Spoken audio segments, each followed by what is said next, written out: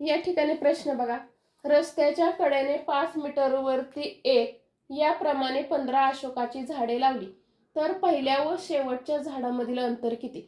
या ठिकाणी आपल्याला 5 मीटर वरती 15 अशोकाची काय करायची झाडे लावायची। या ठिकाणी बघा आपण अशा पद्धतीने झाडे लावून घेऊया। 1 2 3 4 5 6 7 8 9 10 11 12 13 14 आणि 15 अशा पद्धतीने काय होतील तर झाडे लावली जातात।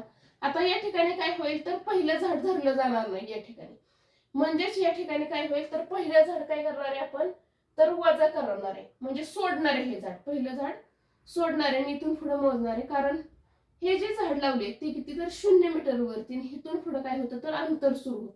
म्हणून काय होईल या ठिकाणी 14 गुणुले 5 या ठिकाणी 14 5 70 म्हणजे 70 मीटर वरती बघा पहिल्या व शेवटच्या झाडामधील जे अंतर आहे ते किती तर 70 मीटर येईल।